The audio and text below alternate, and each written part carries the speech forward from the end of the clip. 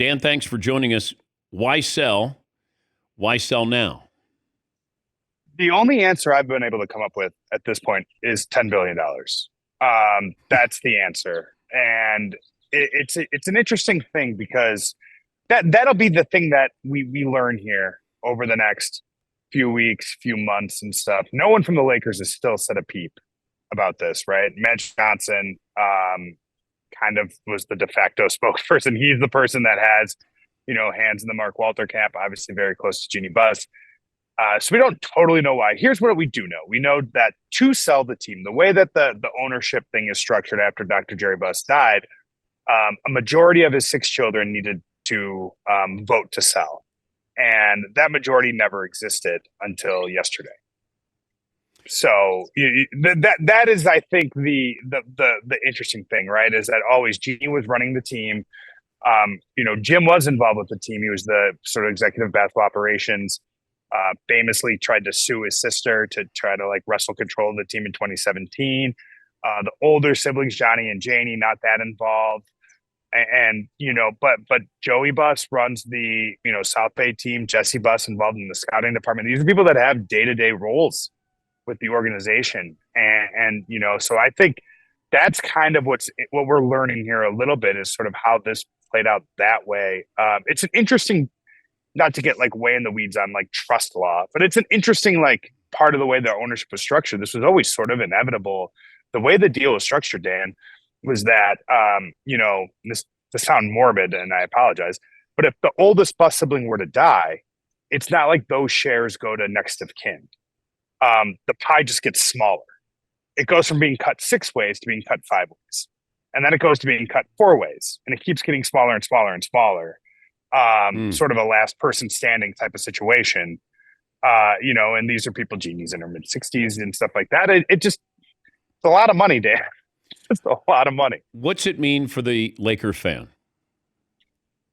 I think it's probably good news. It's a little less charming, right? I think that was one of the things about the Laker organization, especially if you were around the team and you're a fan who goes to games and you see, Jeannie Buss, and you used to be able to tweet at her a lot when she was really active on social media. It was she's a very public person. It's a family business. It truly is a family business. And I think it will lose that. And I'm not sure that's good in total for a league that is losing this all the time because the money is just getting bigger and bigger and bigger. But I think it's fair to look to the Dodgers, right? And I'm not suggesting they're going to pay Shohei Ohtani, $200 million to play center next season. That's not how this really works in the NBA. But what you can do is you can pour that money into everything else. You can pour that money into your bench. You can pour that money into your analytics department. You can pour that money into development, pour that money into the arena.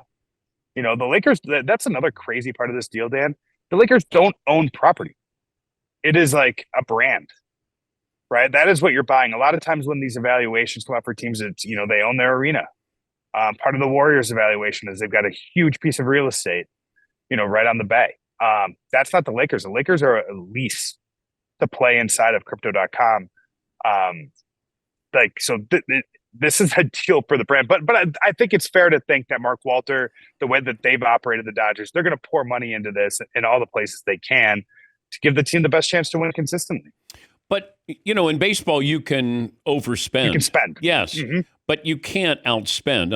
The Golden State Warriors did there for a while where they didn't care about the luxury tax, and then they changed the rules. Yes. Right. Yes. Yeah. And so, I think that part of it is overstated, right? Look, the Lakers were in the luxury tax.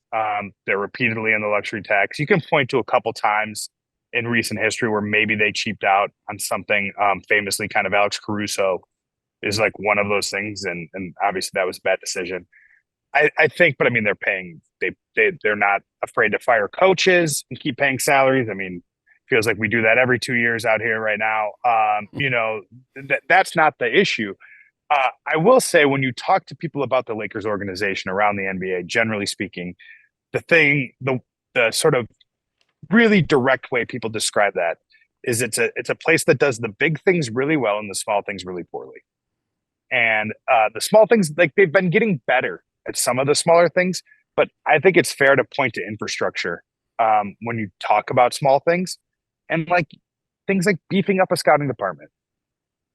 Putting more money into that, putting more people on the road, stuff like that. That's where, especially the way the second apron is structured, you've got to hit on your minimum signings. You have to hit when you don't have draft picks. You have to hit on your second round picks. They've drafted pretty well. They've done well with the college scouting. Their pro scouting needs to get much, much better. And I think that's a place where Mark Walter can put a lot of money into it. And I think you can see a difference.